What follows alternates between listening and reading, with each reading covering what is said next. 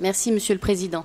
Monsieur le Président du Conseil exécutif, Madame la conseillère exécutive en charge de la jeunesse et des sports, en Corse, depuis plusieurs années, le nombre d'associations sportives et de pratiquants ne cesse de croître et les disciplines ne cessent de se diversifier, ce qui, d'une part, nous réjouit, mais d'autre part, nous amène à réfléchir à la mise en œuvre d'une nouvelle politique sportive, notamment en ce qui concerne une meilleure utilisation des infrastructures. C'est d'ailleurs ce que vous avez initié en ce début d'année avec vos services, à travers l'organisation d'e-Scontri di Sport, au cours desquels la question de la mutualisation des infrastructures est apparue comme prépondérante pour de nombreuses associations. Ce phénomène est particulièrement prononcé sur la ville d'Ajaccio et j'ai, à cet égard, été sollicitée par plusieurs associations sportives ajacciennes qui m'ont fait part des difficultés rencontrées, notamment dans la disponibilité d'infrastructures sportives dont les créneaux horaires arrivent à saturation. Afin de garantir aux Ajacciens un accès aux infrastructures sportives, et ce, dans les meilleures conditions, ces associations proposent d'utiliser hors temps scolaire le gymnase du collège d'Arthur Giovogne. Madame la conseillère exécutive, face à cette nécessité, il est de notre devoir d'optimiser autant que faire se peut l'utilisation des infrastructures sportives dont la collectivité de Corse est propriétaire à Ajaccio pour offrir à chacun, et notamment aux plus jeunes, la possibilité de pratiquer un sport sans avoir à parcourir de longues distances et avoir à en subir les contraintes. Ainsi, quelles démarches comptez-vous entreprendre afin d'encourager la mutualisation de l'utilisation du gymnase du collège Arthur Giovogne? Merci. Merci. Donc la réponse par... Oui, Lauda Vigili, vous avez la parole. Je vous remercie, Monsieur le Président. Madame la conseillère, chère Dani, je vous remercie pour cette question relative à la possibilité d'utilisation du gymnase du collège Arthur Giovogne par les associations sportives ajacciennes. Comme vous l'avez rappelé, la thématique des infrastructures sportives fait l'objet, dans le cadre des Scontri di Sport, d'un atelier spécifique.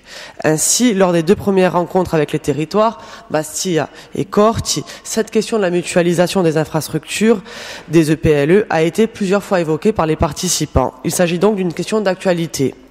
Le souci de la mutualisation des installations sportives traduit la volonté d'une bonne gestion des équipements publics au service de l'ensemble des utilisateurs, qu'ils soient associatifs ou scolaires.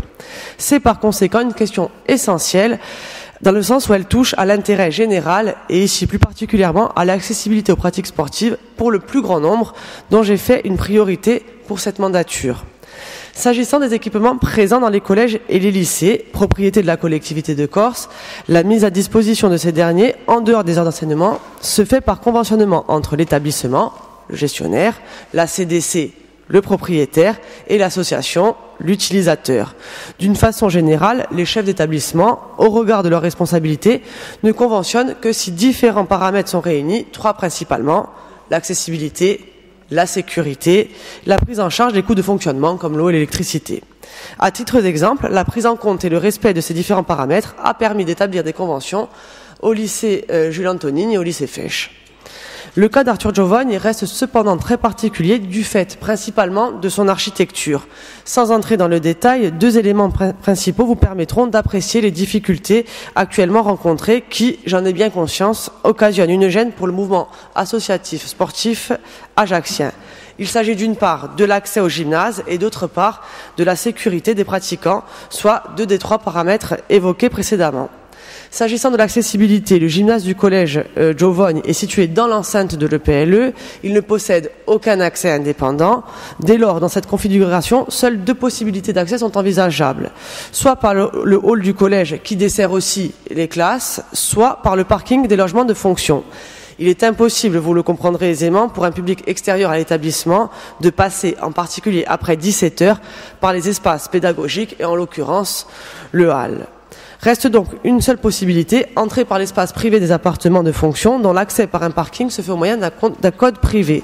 Vous admettrez la problématique de la diffusion d'un tel code. S'agissant de la mise en sécurité des pratiquants, le gymnase possède 3 issues de secours. 2 d'entre elles donnent sur le hall de l'établissement et la dernière sur le parking privatif des logements de fonction. Afin de garantir la non-intrusion d'un public dans l'enceinte de l'établissement, il conviendrait donc, après 17 heures, de procéder à la condamnation des 2 issues de secours donnant accès à l'espace pédagogique, le chef d'établissement ne souhaitant pas rencontrer inopinément des usagers dans le hall de l'établissement dont il a la responsabilité. Dès lors, il n'est pas certain qu'une seule sortie de secours fonctionnelle puisse garantir la mise en sécurité de l'ensemble des sportifs. Pour tenter d'apporter une réponse à ces deux difficultés, les services de la direction des infrastructures d'enseignement de la collectivité ont été sollicités. Une étude a été lancée. La Socotec a rendu une première partie de ses conclusions.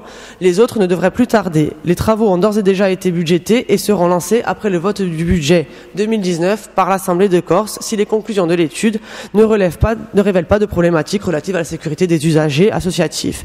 D'une façon plus générale, les services de la direction adjointe des sports, au sein de laquelle une mission infrastructure et équipement va être créée, se saisira des retours qui auront été formulés par les différentes parties dans le cadre des dispositifs mobilisés lors des scontres. Ces contributions permettront de nourrir l'analyse des services et conduiront à moyen terme à une démarche de planification en matière d'infrastructures sportives.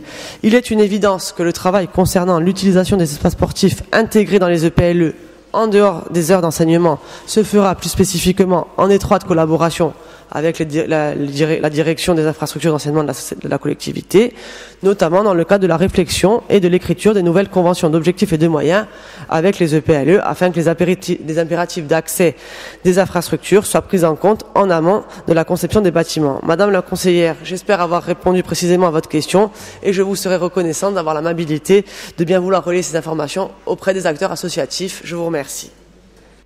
Merci Madame la conseillère exécutive.